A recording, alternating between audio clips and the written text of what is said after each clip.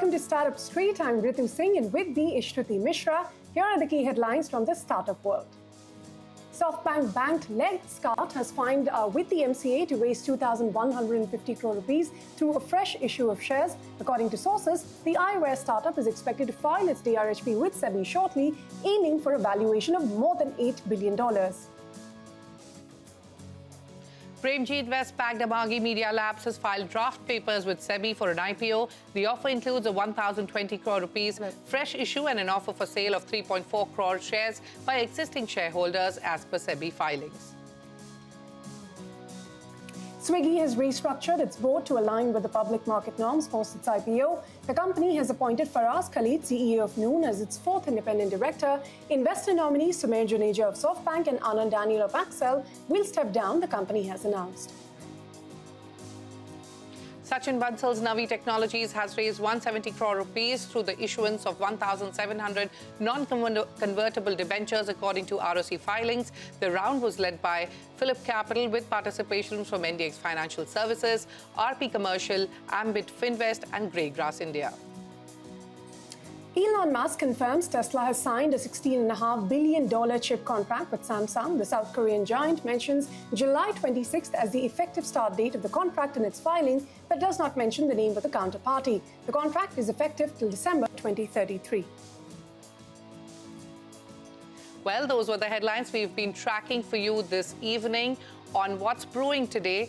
Value-first retail chain for small towns of India, SuperK, has raised 100 crore rupees in Series B round of funding, led by Binny Bansal's Three State Ventures and Mithun Sacheti. The round also saw Indian Test cricket captain Shubman Gill come on board, along with existing investors Bloom Ventures and Exceed Ventures. The fresh capital will be used to expand SuperK's organizational capacity, hire top talent, and accelerate expansion into new towns and adjacent categories. Joining me now to talk about this next phase of growth is Neeraj Mehta, co-founder of SuperK. Neeraj, welcome to Startup Street. You've got Binny Bansal, Mithun Sacheti, and now Shubman Gill backing SuperK. Now, with this lineup of investors, what's the big vision you're chasing now? What is the kind of impact you hope to create in Bharat? So, sorry. Thanks for having me on the show, Shruti. To get started, what is the vision and what is the impact we are trying to create?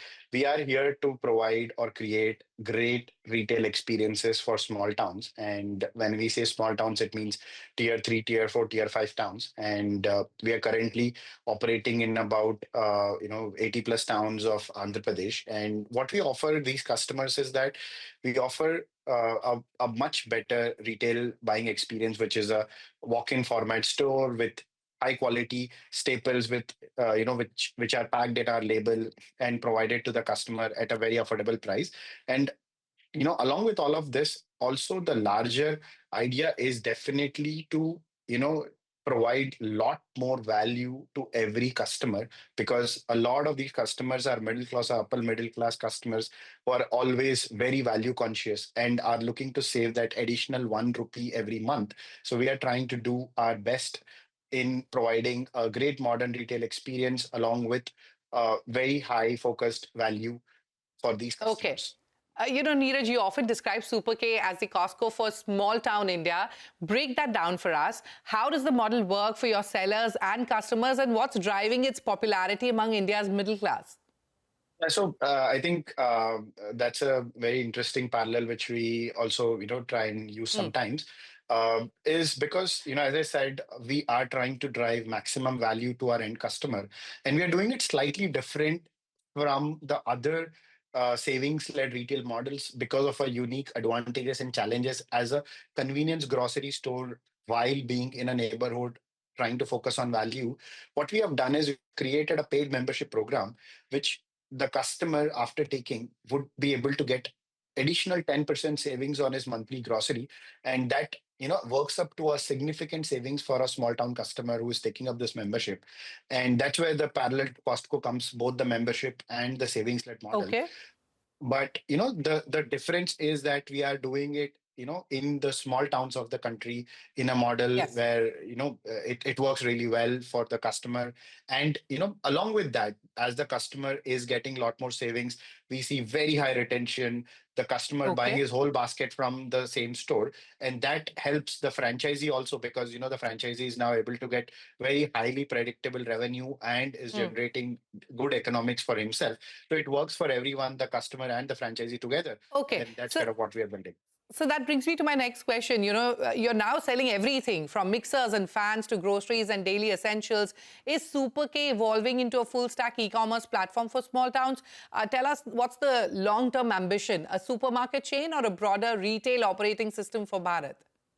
Yeah, so actually, it's an interesting point which you made. We're actually trying to go from being a supermarket chain to a broader retail ecosystem or a operating system for Bharat. It's actually a very good word which you have used.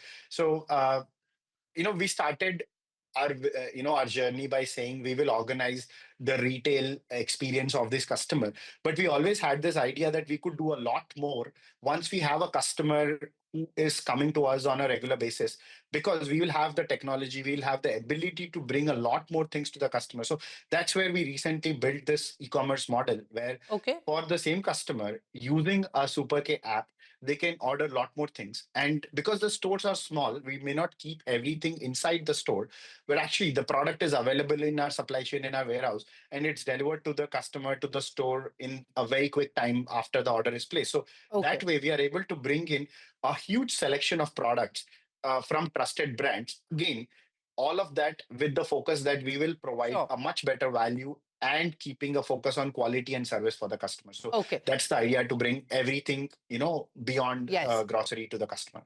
Neeraj, you've rebuilt your tech stack from your own POS system to partner and consumer apps. First, tell us how crucial is this homegrown tech to scaling efficiently? If you could take us through your current growth numbers, your revenue model, and basically how you're making money. And the second part of my question is that grocery retail is a $600 billion market in India.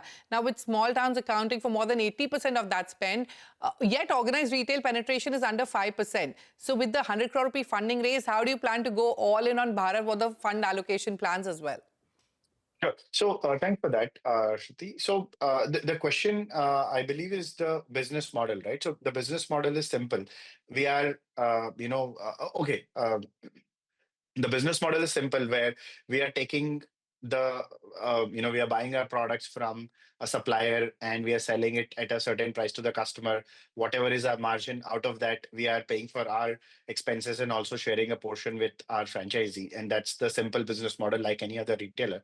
But where technology comes in here is, it the technology which we have built plays a very crucial role from every step from the start, which is from acquiring customer to retaining them, to running the membership program, to designing very personalized offers, to managing the store partners experience. Every step of our value chain is run through technology. And why was it important for us to build it in-house? Is because all the off-market POS systems have their own advantages and challenges, but it does not give us the flexibility to experiment, see what the customer wants, improve it. And we have been able to iterate and build the loyalty program and everything from e-commerce based on the foundation of our in-house tech stack. Okay. So if you could quickly, in 30 seconds, tell us the fund allocation plans as well.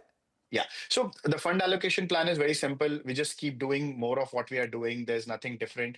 We are present in about 5 districts. We will open up a few more districts in Andhra Pradesh, a few districts in Telangana, a few districts in Karnataka. We're not going everywhere because there is almost almost infinite depth of the market which you're operating in. So there's no need to go everywhere. We just keep focusing on the same regions, same districts, plus additional, Okay. Okay. in the neighborhood.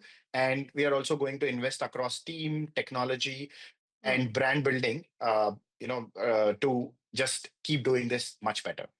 All right. And on that note, it's time for me to wrap up our conversation. Many thanks, Neeraj, for joining us on Startup Street today, and wish you the very best for all your growth plans. Thanks, Shruti. Moving on to what else is brewing today, infra automation startup Enlite has raised 46 crore rupees in a Series A round that was led by Avana Capital. This is the first institutional fundraise for the company, which was founded in 2017 and spent about 4.5 years building layers of its automation technology in-house before the commercial launch in 2022. It works with developments like Prestige Group and Fairmont Mumbai, and also partners with the country's top 2 REITs, GCC projects, hospitality chains, and top enterprises. For more about the company's trajectory and this funding, joining me now is Garima Bharadwaj, the co-founder and CTO of the company. Garima, welcome to Startup Street. Thanks for your time. You're, bootstrapped for 7 years, and now this, capital raise. What made this the right moment to raise your Series A, and how are you going to deploy this money? First of all, thank you so much for having me. So when we started the company about 7 years back, we wanted to be very sure about the needs of, first of all, of the kind of automation that we wanted to bring about in the built environment. In the 7 years, we have taken a considerable 4.5 years of time to build this homegrown tech built in Bharat for the world. What we created here was probably the smartest hardware available today in the market, which has its own native edge intelligence and a platform which was capable of making any and every kind of an infrastructure smart. And that required considerable amount of patience to first build out such a comprehensive solution and then have it out in the market. Because what we were going to compete against was a 4 decades old industry which created certain banal automation systems. So after creating this for 4.5 years, we then commercially piloted the solution to a bunch of customers initially, the early loyalists, the early believers in the solution. And when we started selling, we realized, okay, this is a good 0 to 1 trajectory that we've seen so far. But this automation solution really works. This is an amazing solution which can cater to pretty much all kinds of built environments, whether it is greenfield, brownfield, fit out. And hence, it was important that we could also get a trajectory into which the funding played an important role. All right, you're going to enter the Middle East and Southeast Asia markets as well. What is the strategy for scaling in these competitive markets, and how does your Indian DNA give you an edge? I think Indian DNA is the most important when you're building out such a solution, because the kind of complexities of the problems which are existent in India make you really a solution which can work pretty much anywhere and everywhere. So today the solution works across infrastructure which is 20 years old, or something which is as new as today, or something that is to be created tomorrow. And in Middle East, because again, the solution providers are pretty much same, which are present in India. There are globally only so many solutions which are present there. The intelligence requirement in the Middle East and even Southeast Asia, they are yearning for same kind of adaptive solutions and autonomous buildings. So we believe that it would make us even more intelligent as a provider there, because we have covered already about 25 million square feet of an area of intelligent spaces by this solution. And hopefully with this kind of a solution, which we've built out, and we are also factoring in a lot of AI there, we would be able to provide such sort of an intelligence platform across the infrastructure requirements of Middle East and Southeast Asia as well. Well, within India, I think, more than 2.3 billion square feet of new commercial real estate is expected, in the next 7 years or so. Where do you see the biggest automation gaps, and how will you plug them at scale? So interestingly, the automation has always been a problem across the entire commercial real estate. The reason has been the solutions of automation were created 40 years ago. And since then, there were no innovations, but only certain incremental enhancement which were done. What we identified as a gap, even at that point when we started out the company, was that there needs to be a real intelligence. There are so many building operations across the entire commercial real estate today, multiple moving machineries and parts like lighting management, cooling systems, heating systems, water management, so on and so forth. You cannot expect it to be only a turn on and turn off. It was good to have automation 40 years back, but 40 years hence, the need is that the buildings need to be able to autonomous take decisions for themselves. And what hence we identified as a gap was this intelligence layer does not exist. So we did not want to create another building management system, but rather a layer of building intelligence today. And hence, because the gap was always there and people wanted a solution, and since there were no options, when we put out the solution in the market, in fact, the traction was pretty good. The customers have been very, very forthcoming in the terms of the solutions that we provide to them. Garima, Enlite has filed about 3 global patents, and you're now piloting something you called LLM on hardware technology. Very briefly, in a few seconds, could you unpack what that means in real terms, and how does this change how buildings think and respond? So what we are building now today, we are already providing a solution to the commercial real estate. We believe the future is infrastructure and data center equally, but they are very critical infrastructure in that the kind of decision making that we want to give has to be absolutely forecasted, predicted to the T. And for that, what we are going to do is run these LLMs on the native hardware that we are creating. So the intelligence will be local to a data center, to an infrastructure. The idea is to create buildings which are data center and infrastructure, which can think for themselves even 6 months or 6 years into the future. And that would be something that nobody would have tried before. It would be much more energy optimized. It would tell you about the breakdowns much before they would happen. They would help you optimize on all kinds of natural resources, manpower resources, and hopefully create energy efficient and resource efficient green data centers. Well, finally, Garima, you've deployed across 70 plus enterprise sites, 25 million square feet of smart environments. What next? What kind of growth are you targeting ahead, and what would Enlite really look like, say, in the next 5 years? In the next 5 years, we would want to touch a top line of about 500 CR, first of all. We very recently started out, but the kind of response that we got in the market has been very interesting because in 2 years itself, we've been able to cover a 25 million square feet, which is only in commercial real estate. But going forward, we would want to enter infrastructure, data center, and pharma, these places which absolutely need much more automation.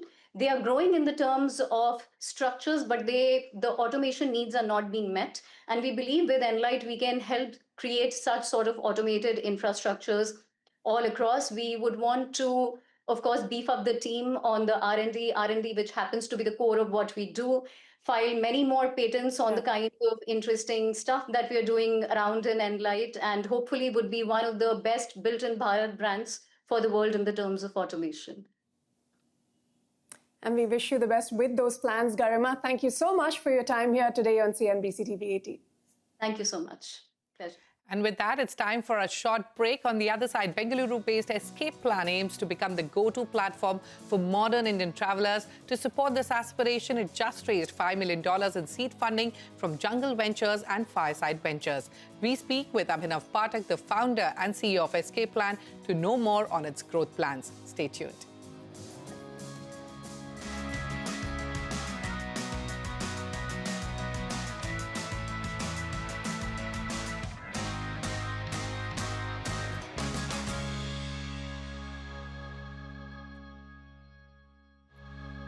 Welcome back to Startup Street.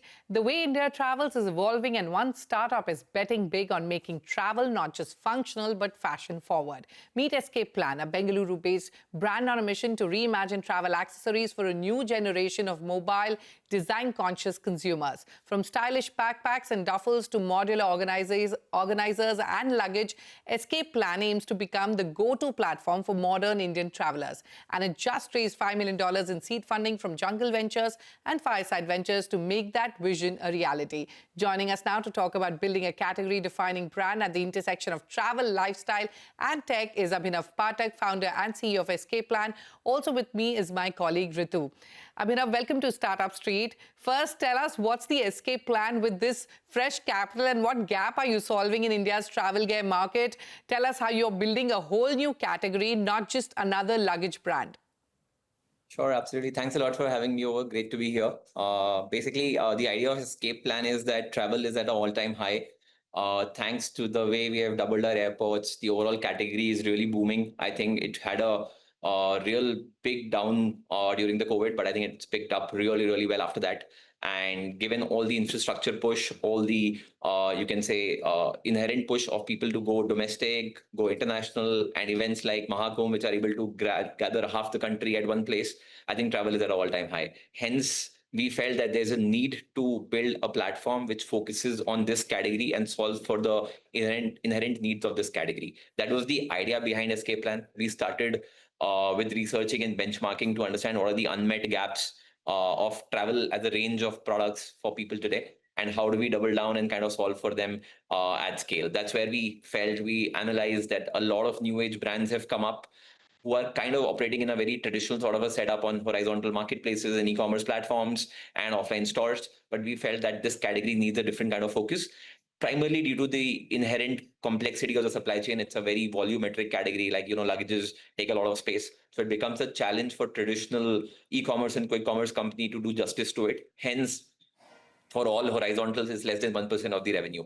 Hence, the kind of focus that the category deserves is not able to be given. And which is where we felt that's a good gap to kind of go and solve for. So Escape Plan will be the go-to place for all things travel.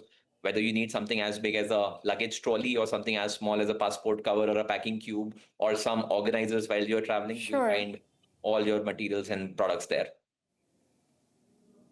Well, Abhinav, hi, this is Ritu stepping in. You bring a tech background, interestingly, and your co-founder brings retail expertise. Just give us a sense of how you'll divide roles and what will this tech retail blend really shape the brand that you're building?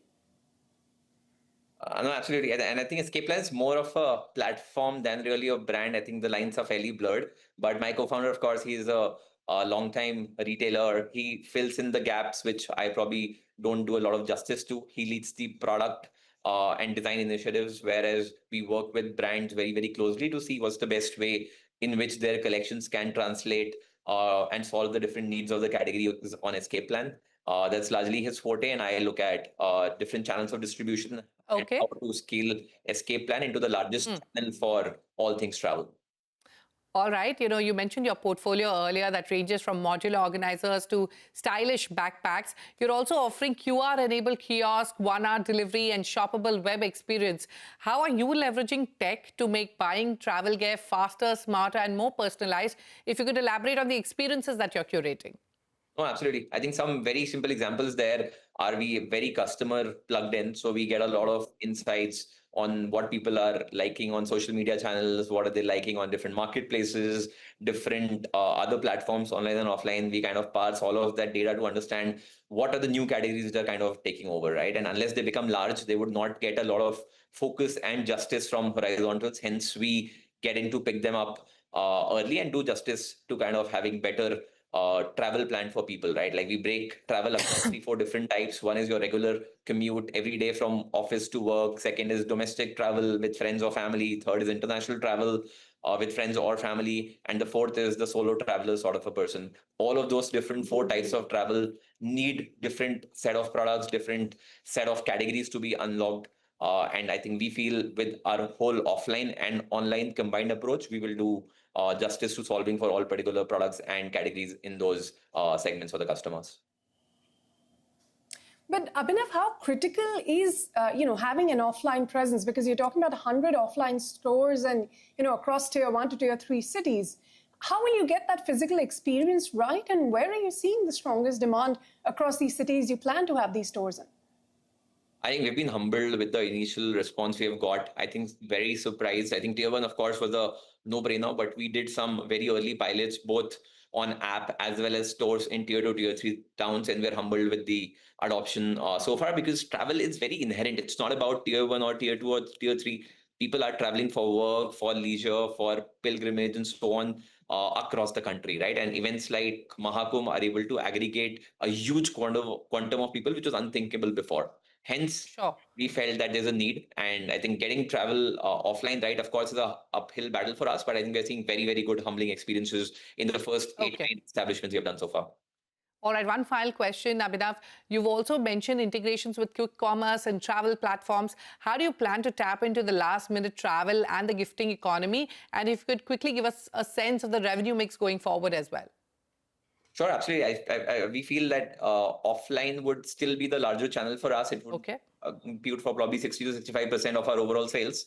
Online is picking up well, some early pilots on, but I think the category behavior is offline heavy. And if you benchmark the branded and unbranded brands available in the country, a good chunk, probably 60% for them as well, is offline. So we feel 60-40 is the right mix going forward. We will, of course, enable new experiences which aren't possible today. I don't think anybody is catering to travel as a category, kind of delivering it in a quick commerce way. Some limited selections are available on Zeptos and Blinkits of the world, but again, owing to space constraints, it never becomes a major chunk for them. Like, for example, one dark store would hardly have 2 to 3 pieces of luggage at any point in time, right? So replenishing it faster becomes a challenge for them and not able to service all possible needs that kind of emerge there. So we feel 40-50% would be on the back of quick commerce and regular e-commerce. Remaining would be offline as we build this out. Got it. All right, Abhinav, we'll leave it at that. Thanks very much for your time here today on CNBC TV18. And on that note, Shruti, that's it. That's all we have on the show today. Absolutely, Ritu. With that, it's a wrap from both Ritu and me, Shruti, on this edition of Startup Street. More news and updates coming up on the other side. Stay tuned.